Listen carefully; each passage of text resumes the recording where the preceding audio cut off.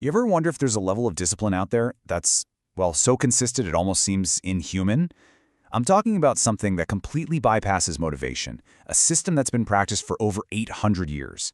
Well, that's exactly what we're going to dive into today. It's called the Gyoji system. I mean, just let that sink in for a second. Imagine being that person, the one who just never fails, the one who keeps going day in and day out, while everyone else is busy making excuses. Now, this isn't about willpower, not at all. It's about an ancient Zen system designed to build this exact kind of, well, frightening consistency. So let's break it down. Okay, so to really get how this works, let's follow the story of a programmer. We'll call him Raphael. Now, Raphael is smart, he's successful, but he's got this secret weakness, a problem a lot of us can probably relate to. He just can't stick to any new habit for more than a few weeks. You know the drill. The gym, meditation, reading, it all starts out super strong and then poof, it just fizzles out. All right, section 1, the cycle of failure. We're going to unpack the pattern that traps so many of us, because honestly, you've got to understand the trap before you can even think about breaking out of it. And this right here is Raphael's weekly ritual of failure. I bet it looks kind of familiar, right? Monday, you're on top of the world, total motivation. But then Wednesday rolls around and that little voice starts, that first mental negotiation. Maybe I'll just skip today. By Friday, it's game over, complete surrender. And then comes Sunday, filled with guilt and all those empty promises about how next week will be different. But it never is it? But here's the really crucial point. This wasn't about a lack of willpower, not at all. Raphael was fighting a battle he couldn't even see, a battle against the very architecture of his own brain. You know, he tried all the usual stuff, apps, rewards, you name it. But none of those tools could fix an issue that was just rooted so much deeper. Which brings us to section 2, ending the mental negotiation. So now we get to the solution. We're talking about an ancient Zen system that is specifically designed to just shut down that little voice in your head, the one that's always whispering, maybe later. So the system is called Gyoji, and it translates to continuous practice without gaps. Now that last part, without gaps, that is the whole secret. Get this, since the year 1200, every single day the monks at the Eheji temple have woken up at exactly 3:30 a.m. The question, should I get up? It just doesn't even exist for them. It's not a decision to be made.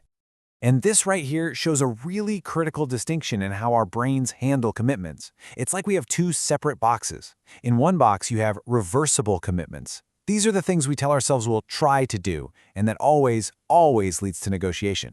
But in the other box, you have irreversible commitments. These are the things we simply do. The monk's vow, that's irreversible. It ends the whole mental debate before it even has a chance to start. So how did our guy Raphael apply this? Well, he completely stopped making those quiet, private promises to himself. Instead, he made a huge public declaration. He actually wrote it down, signed it, and then blasted it all over his social media. He basically turned a reversible wish into an irreversible statement about who he was. And what's wild is, neuroscientists have found that when you do this, your primitive brain literally interprets failure as a threat to your social survival. All of a sudden, the stakes become very, very real. And this quote just nails the shift that happened.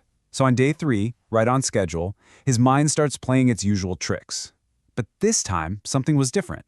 The thought of having to go online and admit to everyone that he'd failed again after just 3 days, that was unbearable.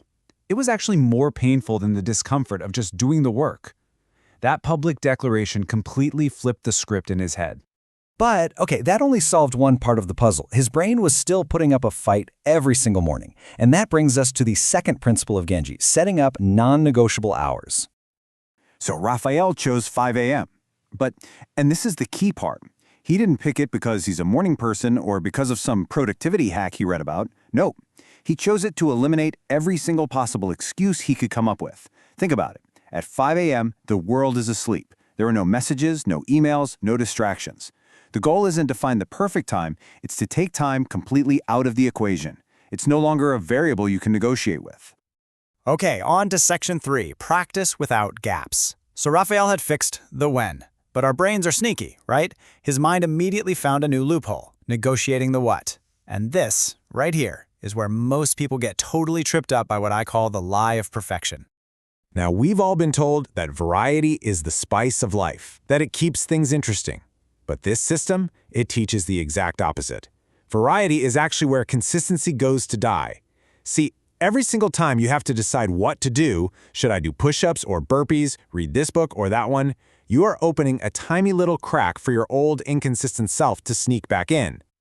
So what did Raphael do? He locked it all down. He created what the monks call an ango, which is basically a period of intense, and I mean identical, practice. For 90 days straight, it was the exact same routine. Same order, same thing, every single day. No decisions, no variety, no negotiation. His friends started calling him robotic, and that was precisely the point. The whole goal is repetition until willpower just becomes completely irrelevant. But this is the question everybody asks, right? It's like the final boss of building habits. What happens when life gets in the way? You get sick, you have to travel, there's an emergency. This is the exact moment where all those perfect plans usually just fall apart. Well, the Gyoji philosophy is absolutely ruthless on this point. Just like the quote says, gaps are where your old self crawls back in. The second you miss a single day, you're not practicing anymore. You're just someone who used to practice. You have to forget that all-or-nothing mindset. It's a total trap. Practice doesn't need to be perfect, but it absolutely demands to be continuous. The solution is brilliant. You pre-solve your obstacles. Raphael literally sat down and wrote out every single excuse that had ever derailed him in the past. And for each one, he created a predetermined response. If X happens, I will do Y, period. So there's no frantic, in-the-moment decision-making when you're stressed. The answer is already there. I mean, the guy was literally doing push-ups in an airport bathroom during a travel day. Was it a perfect workout? No, but it maintained the chain. It maintained the momentum. And that brings us to the final part. Section 4, Becoming Unbreakable. This is the last stage. This is where the practice stops being something you do and transforms into who you are. And there's actually cool science to back this up. Research from MIT shows that after you repeat an action in the same context for about 66 days, a part of your brain called the basal ganglia just takes over. The behavior becomes automatic. You're not even deciding to do it anymore. You are simply doing it. I mean, this is the ultimate transformation we're talking about. By day 70, Raphael said he'd sometimes finish his entire routine and not even consciously remember doing it. It was just on autopilot. It was no longer a habit he was trying to build. It had become a fundamental part of his identity. He stopped being the guy who tries to do things and became the guy who just is. So how do you know you're actually getting there?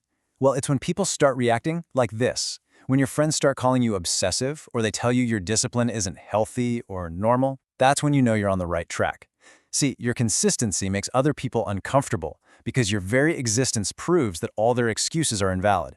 You're a living testament that what they call impossible is really just something they're not willing to do. And sure enough, after 90 straight days of uninterrupted practice, Raphael's friends told him exactly that. They said, "Your consistency is scary." And just like that, he had come full circle. He'd finally achieved that frightening level of discipline that we talked about at the very beginning. So you see, the Gyoji system isn't really about building a habit. It's much deeper than that. It's about a kind of death and rebirth. The death of your inconsistent, excuse-making self, and the birth of someone who is, for all intents and purposes, unbreakable. So the final question isn't, what habit do you want to build? The real question is, are you ready for the death of the person you are now?